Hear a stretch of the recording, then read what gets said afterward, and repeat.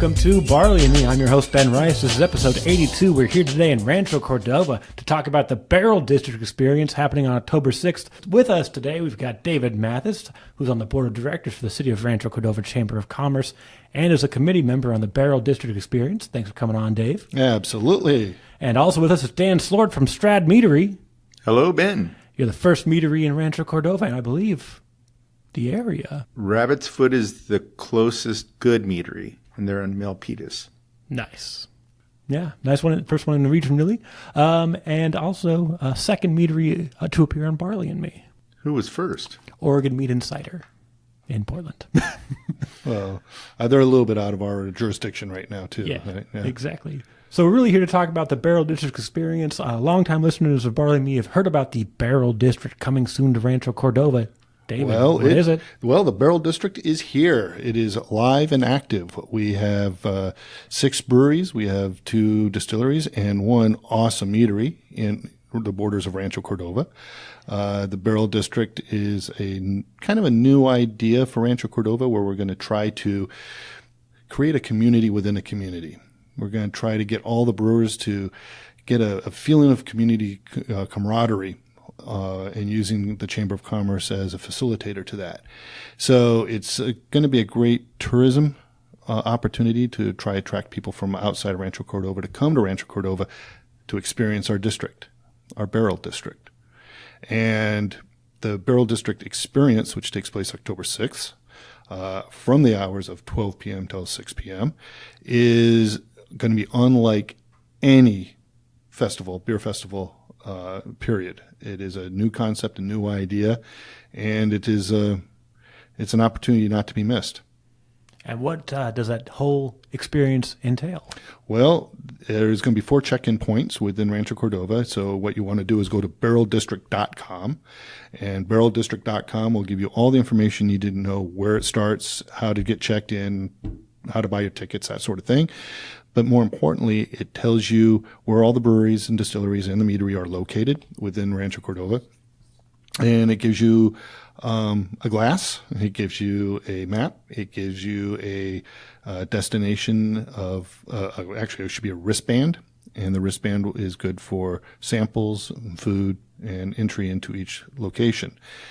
What is different is the word location. It is not a fenced-in beer festival that everyone is used to. Rather, it is a point A to point B to point C to point D kind of situation. So there is some driving involved. But what you do get is the experience of each individual brewery, each individual meadery, each individual distillery. You get to see their history, what they're about. You get to feel the flavor of who these passionate artists are all about. And it's a hands-on experience. Not only do you get a feel for it, you get a taste for the flavors involved. And that is actually the most important thing. You actually get, in the glass, you get, for the most part, you'll get 2 5-ounce samples. That applies to the breweries. The meadery, I believe, is also going to be 2 5-ounce pours. The only difference will be in the distillery, where you are limited by law about how much you can actually taste. So there's going to be a slight adjustment to that. But barreldistrict.com will give you all the information on that as well. You also will get part of that tasting, some food. We're getting some food sponsors here to show up, food vendors who are very excited about being part of the experience.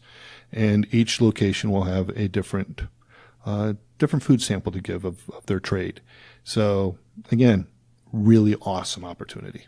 We're going to have artwork and live music and all that fun stuff at these venues as well. There are definitely going to be some entertainment for sure. Definitely have heard live music is going to be in the mix. And there's a couple of surprises I really don't want to talk about that we're hoping to be able to line up between now and then. Now, will you also be unveiling the new Barrel District signs that will be around Rancho Cordova? Well, they're already starting to show up. So as you're driving up and down Sunrise, you should see some of the Barrel District flags hanging from the light poles. So yeah, and we have a very brand new logo that we will be introducing on the glassware. The breweries that are going to be located in the district is Old Hangtown, Old Republic, the Burning Barrel, Thin Line, Claim Stake, Fort Rock. They are going to be our breweries. Each and every one of them is unique in their own way and putting out some fantastic product. The newest of our members is Burning Barrel. They just opened up here just recently. Thin Line has been around just about a year, and they are actually, I believe they're one of the smaller breweries and really worth the search to find. So this is going to be great for them. Great opportunity to really kind of venture out to find out the hidden gems. Fort Rock has been around for a while. They're on the borders of Rancho Cordova up at the old Nimbus Winery. Again, very, very successful. Hazel and Folsom. Claim Steak. Oh. Okay, I don't know how much more we can say about Claim Steak except it's Claim Steak. If you haven't been there, why? Yeah, exactly. And this is a great opportunity to try that out along with some other phenomenal beers around town. If you have not ventured into Claim Steak and seen what they have on rotation, you don't know what you're missing. They are just constantly reinventing the beer wheel, literally. Fantastic beers coming out of there. Old Republic is a very close to my heart, as they took over another brewery that had left us here not too long ago. Old Republic is a well-established brewery up in Northern California, much more Northern California. Nevada City, Grass Valley. Old Republic has brought their fantastic lagers and ales straight into the heart of Rancho Cordova. And if you haven't had the Dead Canary, I don't know what to tell you. You better get the Dead Canary, because that's one of my personal favorites. Oh, yeah. Who else do we have here? Oh, well, let's talk about the distilleries. Actually, let me go back real quick on Old Hangtown. Mike has got this amazing marketing tool that he uses, and it will be present, the Ale Camino. If you haven't experienced the Ale Camino from Old Hangtown, you know what?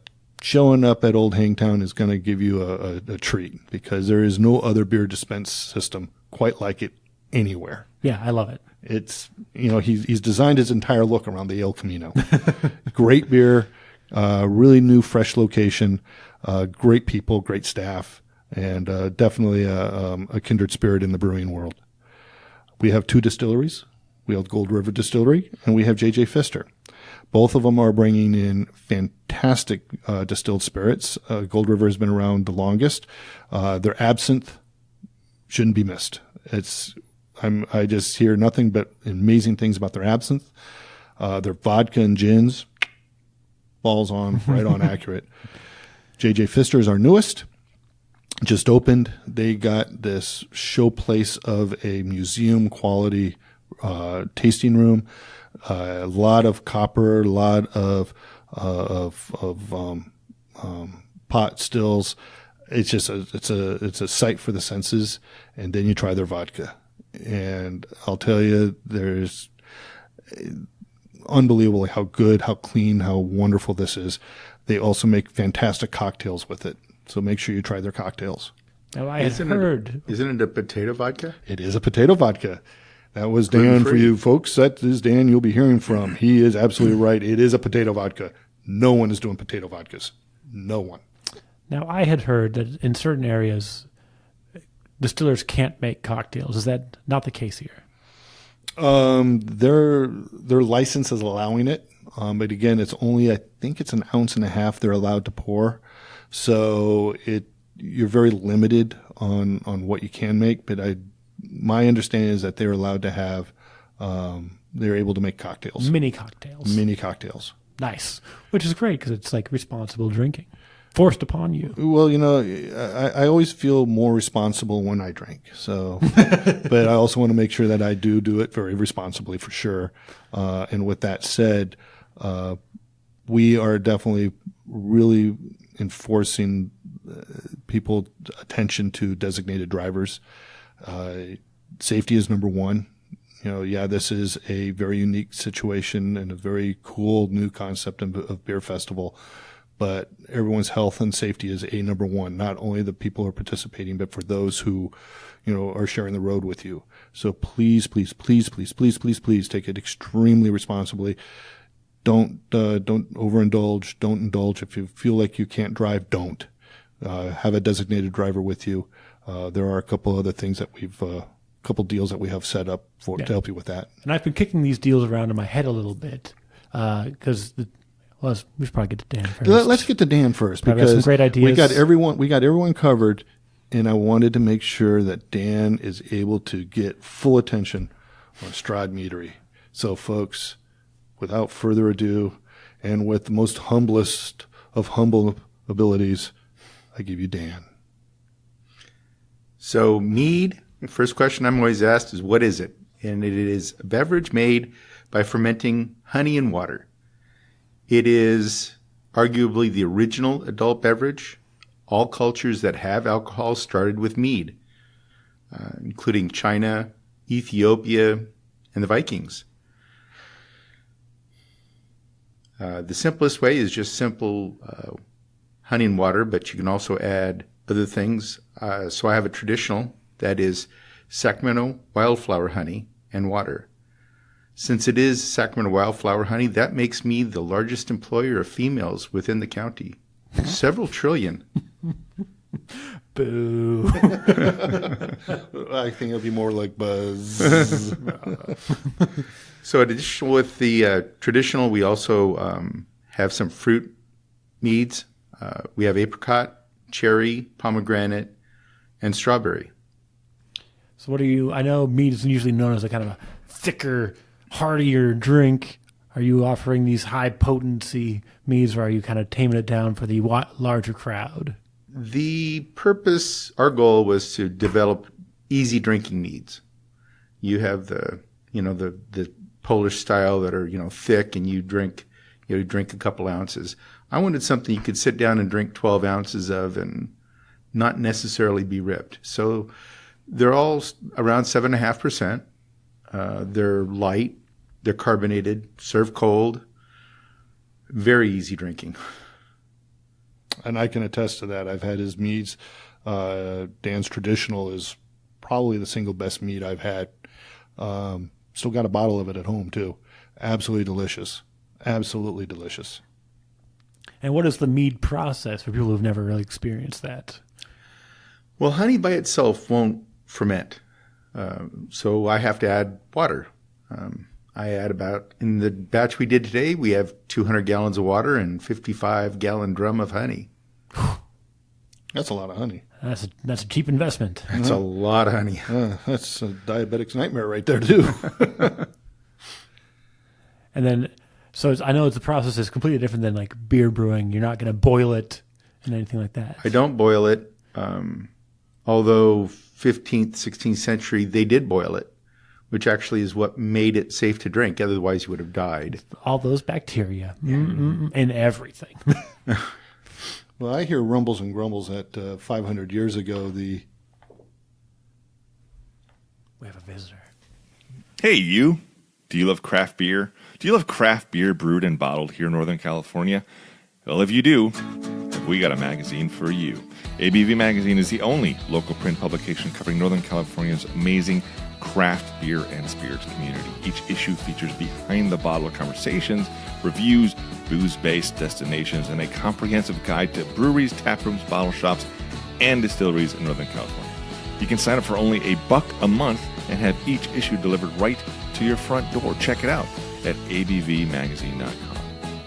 And from all of us here at ABV Magazine, cheers, and thanks for supporting local craft beer. That's abvmagazine.com, alcohol by volume. got a new guest. Yep, had to take a quick time out for that. Yep. Welcome Heidi Wilder back to the show. Yes. You remember know my her? last name? I'm super impressed. You know your lover from Fort Rock Brewing? Yep. I was on episode 75, and you guys were on another one previous to that I'm not going to go look up the number on. No, that was with Tom when we very first opened. Yeah. And you talked your ear off about all sorts of topics, I remember. Yep. Good times. Still going strong. Welcome back. We've plugged Fort Rock, so now we get I to plug it even. appreciate that. Now we get to plug it even again. From there. Sure. Not as strongly as you could have. No, well, the censor there. But the thing is, the best plug only can come from the owner. Yeah. We saw this coming. We just told people where you were. Yeah. Yes. Yeah. You knew I was coming my way. Yeah, fighting traffic. We're really super excited about this inaugural year for the Barrel District, and we've got some great partners, as you have already heard about. What I'm really excited about is we're releasing a new beer for Oktoberfest, and it's the Rocktoberfest Märzen. And that will be on tap this Saturday because Oktoberfest starts September 22nd, which a lot of Americans don't really know that Oktoberfest starts in September because those crafty Germans, it gets too cold in October. So they move it up. So, I'll have my Oktoberfest decorations up Friday night, ready to go. And it's going to be a lot of fun. So Saturday you will be rolling out the new Oktoberfest? Mm-hmm. That is the plan. Fort Oktoberfest, was it? Or Fort Rocktoberfest. Fort Rocktober. I will be there. Yes. I will be there on Saturday. It's going to be really good. I've already been taking little samples of it, and it's going to be tasty. Märzen's is one of my favorite styles, hands down. Well, I'll be happy to have you try some and let me give me some feedback on that. I will be there with the proverbial bells on. Bells on. Yes, on Saturday. What about your lederhosen? Are you going to have those on? You know what? I did that once. I did a beer tasting down in Los Angeles, and part of the whole festival event was you had to wear lederhosen. Awesome. I look really good in lederhosen. Oh, I bet. I have a dirndl. I might spring out of the closet. We'll see. But I don't know. No promises. Well, no sounds promises. like the party's going to be at Fort Rock on Saturday. Yeah. I like it. It'll be fun. I like it. So, and we have plenty of beer, so it'll still be available for our fabulous day on the 6th. Awesome. And then what do you guys have planned for the Barrel District Experience event? Well, we'll have obviously beer on tap. No, doesn't No, that's play. unacceptable. I think that's a problem. Yeah. We'll have not with this audience. Yeah, and we'll have our decorations will be up. We'll have our new beer releasing. We'll have a lot of fun. I'm still working on a food pairing. I have a couple of routes I might be choosing that'll be a little surprise. And Dan, I know we kind of got rudely interrupted. We're just having a conversation here. I thought it was pleasantly interrupted. But. Yes. Well, look, I'm not a nice person. I'm gonna make everything as negative as I can, even though it's not. Well, you are the master. Some real Beer good face. Nick. No good Nick. No good Nick. Roustabout ruffian. Hooligan. Yes, all these things. I like hooligan a lot. Hooligan really comes into play this Saturday at the Oktoberfest. But Dan, so the difference between beer brewing versus mead making, as far as temperatures and things like that, and addition of ingredients. I just need to be able to dissolve the honey. Right now, the water is never more than about 80 degrees. It just needed sufficient to liquefy the honey. The higher the temperature, the more volatiles blow off. So in the old days, when they used to boil it, you would skim off the scum, which is actually the things that give the honey the most flavor. When you take honey and you ferment out most of the sugar, I mean, all you have left is that 3% that doesn't get fermented. That really is, what the bees have added to it. When you ferment your mead, because I'm really familiar with brewer's yeast, is it the same kind of yeast for mead, or do you use wine yeast? I'm using currently wine yeast, but I'm fermenting at like 65 degrees. So it's a very popular yeast, kind of new, but it really ferments cleanly. One of the problems with mead is, especially when you're doing a traditional, if anything's wrong, it's right there in your face. Every batch of traditional, I get a fresh drum of honey. So they're hopefully turning it over. And so every batch turns out different.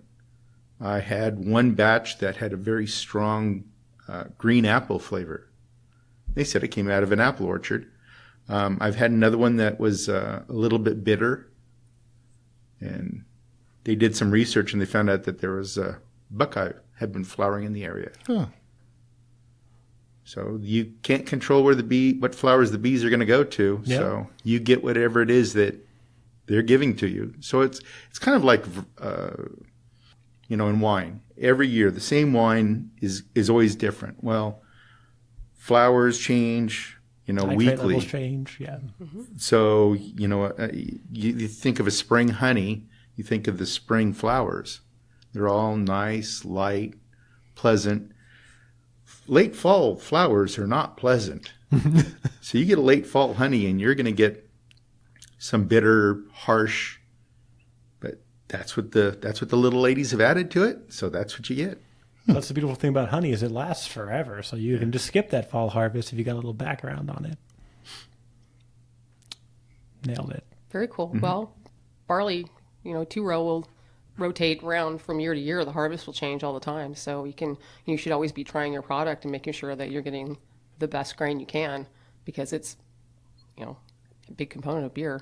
I have had to throw out batches early on where it was a late fall and it just like, I don't know, skunk cabbage, just some weird stuff gets in there. Dank meads, to go through dank memes. You could just sell that. People love dank in their beer. Maybe they would love your dank meads. Yeah, I don't know. I want to do a sour mead next. Ooh, that'd be nice. That'd be interesting. I would be there for that. One of the things coming from a brewing background myself, that to hear any professional to say that, if the product isn't up to where my standards are, I'm willing to dump it and take the loss. I'll tell you something, I tip my hat, because that just to try to force sale something that doesn't meet your standards, you'll end up doing yourself and your industry a disservice. So by making the product perfect in your eyes every single time and not being afraid to dispose of product that doesn't meet that, Dan, you're right on the mark, man. Well, I threw away 165 gallons of pomegranate 2 weeks ago. It's got to hurt. Yeah. Fortunately, I still have bottles, but that meant the event that I was going to with kegs, there was much gnashing of teeth. Well, it's even more important when it is a flagship brand of yours, because if it's all you have to do is mess up once. You mess up once and you release it, and they'll never forgive you. Yeah, so. No, it was worth throwing away. Good. Yeah, that's don't release bad product. That is especially if you're newer. That's your reputation. That is your reputation, and that's like all you have. And so, we have a pilot system that we do like multiple pilots. And so, Jared Long, our brewer, he goes in and plays small brewery, and we scale it up. And sometimes those, no way, no, it's like, I don't really care for that, or something went wrong here. But well, that's something that really makes Fort Rock stand out. You have a very large production facility. You just expanded. You got 3 more fermenters put in? 3 more. And seeing the pilot system still in place, that puts you into a category of being unique. It is fun, and it lets Jared get weird with the beer.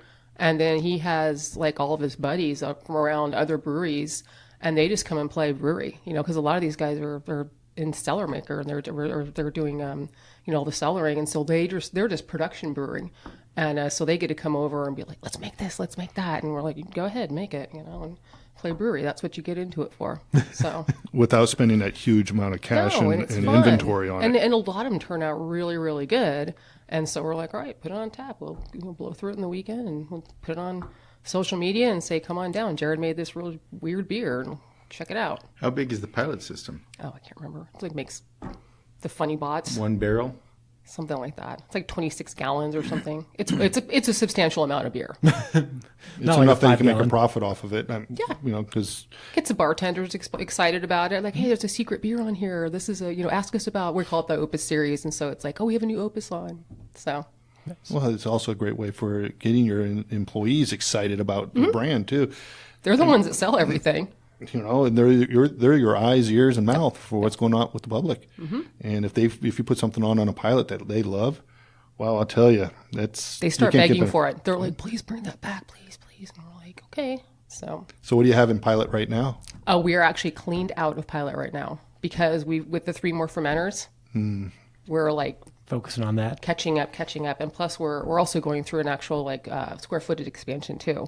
So we have another 2,500 square feet that we'll have. Where are you moving into next door? Oh, very cool. We'll just punch a hole in the wall and we put keep on going. Put a 1,000 square foot cold box in there and fill it up. Nice. So it'll be fun. Nice. It's fun, but it's it's very distracting because Jared's playing catch up with brewing, and Tom's very focused on the expansion and everything like that. So pilot system is on hold right now. Oh, but it's not gone. Oh gosh, no.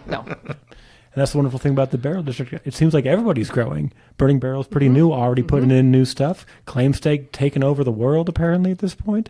I think it's the perfect time to have like a united alliance against I know, it's great. or for I see Rancho people Cordova. all the time. They'll hit up like 3 or 4 of us in one day. They'll post on SBE and they'll be like, hit this place and this place and that place. And I was like, oh, it's like kind of already working. I like this. You know, again, it's a really tight community. I was kind of involved at the very beginning when people were just starting to talk about the Barrel District, and just to see where it's gone, how it's grown, and where it's going. This is exciting. I mean, this is really hugely exciting for everybody. We do have some breweries that are worth the hunt, and there are some hidden gems. And, you know, I'm going to also, again, mention the ones that can't be here with us tonight, and, you know, like Old Hangtown, Little Republic, Thin Line, Claim Stake. I mean, these are breweries that have put a stamp on in the community, and each and every one of them is worth the visit. You know, we're fortunate to have such a very strong brewing industry going on right here in Rancho Cordova. And I'd like to get your guys' opinion individually or as a collective. So it's basically a tour of breweries, meaderies, distilleries. Do you guys have a preferred start and end point on where you would go on this experience? Strad Meadery. I am shocked Start, to hear it. end, middle. Just kind of hang out all day. I think there's 2 start/end. I think there's 4. Are there 4 now? Yep. Okay. All right. So I And think I think that you're was, one of them. We are because I would we're imagine, the, the furthest, yeah, furthest we are. or closest, depending on where you are. Yeah. Yep. Yeah. So so they're going to have the volunteers with the glasses and everything at all the start points and helping you get around, and then there's also a lift discount coupon. Have you guys talked about that? Not yet. We were Well, getting it to was mentioned. It was mentioned. Yeah. No, we did not mention Oh, on we recording. talked about it beforehand. Okay. Right, there yeah. we go. Yep. But that is key. You know, getting from place to place safely is really important, and it's a nice discount too. Yeah, it is. Yeah. It's, Dave, you want to take this one? Yeah, the discount for the lift is $10 for 2 rides, and we also have an RT free pass that's also been set up. So it's all about doing this responsibly and safely. So there are 4 locations. You do have to drive to the 4 locations, so you have to park. So here's what I suggest. You get that free RT in. You get your lift. You come with a group of people. You come with a group. You each get 2 rides, $10 off those rides. So you just rotate around with your friends, and you should be able to hit all the stops, and everybody uses their discounts, and then you get home on the RT. Well, the lift discount is also good for within 9 miles of the Barrel District. So it's not like So you could get home. within 9 miles. Yeah. Yes. I mean, if you're living in, you know, West Sacramento, probably not going to be able to make it. Or if you're up in But you Cameron got the Park, RT probably. pass. If you do have the RT pass, I'll get you up to Folsom. Yeah. or down to Midtown. Yeah. So there's options here that keep you safe and not needing to bring a DD or anything like where somebody's like, but I want to drink. And they're like, no, you can't. You have to hang out and drive us around. Well, again, there's going to be even more information on barreldistrict.com. So make sure you go on barreldistrict.com and give you even more information about the discounts and the sponsors that we have. Yeah, absolutely. But again, if you can't get a designated driver, just get a group of people and use those lift discounts to the best advantage you can possibly take them. Absolutely. Absolutely. Everyone wins. Yeah. It's beautiful. Maybe meet some strangers. That's fine. Meet new friends, new drinking buddies. There you go. Split a ride. Absolutely. Boom. And then speaking of your sponsors, We do have the Rancho Cordova Travel and Tourism. They've been very supportive since almost day one on this whole thing. We have the California American Water. We have Smith Real Estate, Graphics and More, and the Garrett Gatewood for re-election. So all really good sponsors, all providing the necessary monetary push to help make this all happen. And again, one of the big things is, and that a lot of our partners have asked me this many, many times, is this the first annual? Is this going to be the one and only time? No, this is going to be a yearly event. So we're going to get all the bugs worked out the first year, and then second year and the third year, get ready, guys. This is going to be... Yeah, it's going to be fun. I'm it's gonna excited drive about it. Yeah. Yeah. absolutely. What are you looking forward to? Oh, I'm just seeing a really fun crowd come through all of our locations. It's going to be fun. And I want to hear from, like, what have you already gone to and what did you try and things like that. So I'm excited to just get new people into the area. And I feel really lucky now that, Rancho's doing this for us. I think it's great that they're pulling all this together because it is a lot of effort and hours. Yeah. There's a lot of cities where they kind of push back against the brewing industry and the distilling industry. And the Rancho's like, no, we're going to go in on this. We wanted to go in Folsom, and I was like, the zoning everywhere. No. Yeah, I was originally going to set up downtown Sac because that's where I'd started. And I asked a couple of questions, and basically the city didn't care if I was there or not.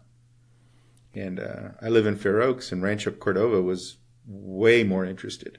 Yeah. So they have been great.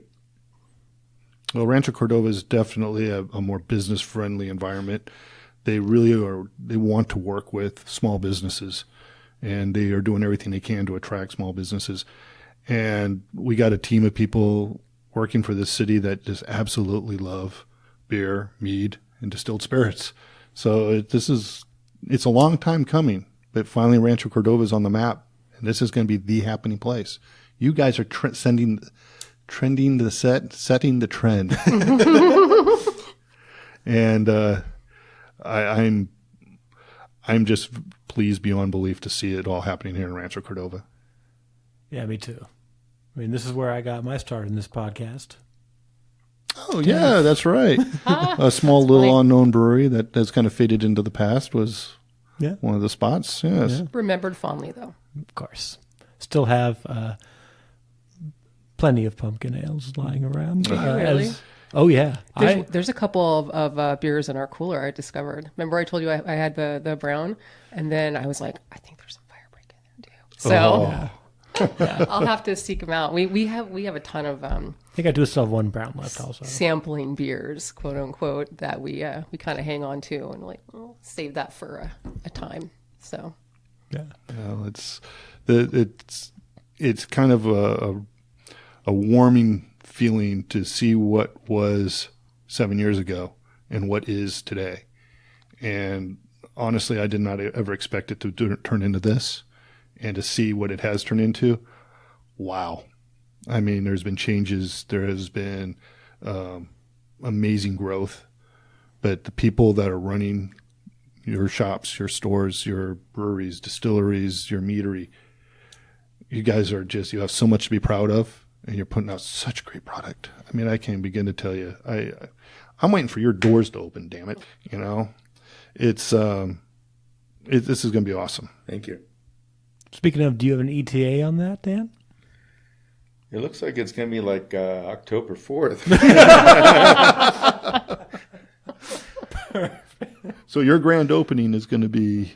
It looks like it's going to be the first weekend of October. Folks, show up to Strad Meadery because that's you're going to be there. Exciting. I'm excited for you guys. Yeah. Wow. That's going to be huge. I'm looking forward to it. How much sleep are you getting these days? Sleep. There you go. Sleep is for wimps. Yeah, I'm super excited about it. So that's October the 6th, the Barrel District Experience. Find out more at barreldistrict.com. I thought we were all going to do it. Sorry. It's a team effort, you know. It's just like there are leaders and there are those who will follow. No, Yeah. Well, I like to think I speak softly and carry nothing at all. Have you ever seen any, I think it's from Ireland, hurling? Have you heard of hurling? Yeah. Okay, I think that is definitely something that we need to bring here to the United States. What is this? Oh, drinking YouTube and it. throwing up? YouTube it. It's awesome. Well, I mean, when I was a kid, hurling was throwing up. So I'm just like, I'm kind of hesitant to Google that real quick. This is, you know what I'm talking about. Yeah, it's pretty funny. It is hilarious. Lacrosse meets football meets baseball meets track and field. Oh, it's cool. It's pandemonium. Especially with that stick. Don't get clobbed with the stick. It's worth YouTube it. Hurling. I'm very worried. What could go wrong? Well, beer. Hey, it's a new beer drinking game, I think. That sounds like it'll make it worse. Or make it better. Or make it better. Take some of the pain away. It would take the pain away. Yeah. Because I've played drunken bocce with no barriers. I don't recommend it. Some people will overhand it into a pile of rocks and just break everything. But, I've done that. Yeah, no barriers, so you don't have the pits. Just open field and chuck the ball halfway Chuck the across. ball and you just throw as far as you can and then see if somebody else can get close. Yeah, I've done that. And then you take chips out of the ball because you threw them into literally a rock quarry. Thank you. Thank you. I just bought these. Cool. They're broken? Great. Hey, I'd say bring back lawn darts, but that's me. All right, guys. Anything you guys want to add? Anything you guys want to plug besides this Burial District experience? So once again, you can buy tickets at barreldistrict.com. I think we're good. I think we're good. Dan, Heidi, thank you for making it out. I really absolutely. appreciate it. Yeah. Speaking from the chamber's point of view and from the committee's point of view, thank you. Yep. And we are going to do everything we possibly can to make this awesome for you. And we appreciate that. No, it's gonna be a lot of fun. Yeah. If you haven't had a chance to get down to Rancho Cordova and try these breweries, these distilleries, these meaderies, you need to do it. If you're fooling yourself if you haven't done it already. Yeah, you're doing more than fooling yourself. You're doing yourself a disservice. Especially if you listen to this podcast. BarrelDistrict.com. Shouldn't you do like it? 3, 2, 1. For what? BarrelDistrict.com. Oh, no, I'm not going to. He's not trying that again. We already let him down. I'm just going to give up. But we do have to put on, was it reverberation? Oh, yeah. Sunday. That kind of thing. Yeah. BarrelDistrict.com. Come. All right, guys, that's it for episode 82 of Barley Me. I'll give it up for David Mathis of the Board of Directors of the City of Rancho Cordova. Thank you, Ben. It's been a real pleasure hanging out with you again. Absolutely. Dan Slort from Strad Meadery. Thank you, Ben. And Heidi Wilder of Fort Rock Brewing. Thank you. Thanks so much for listening. Get home safe.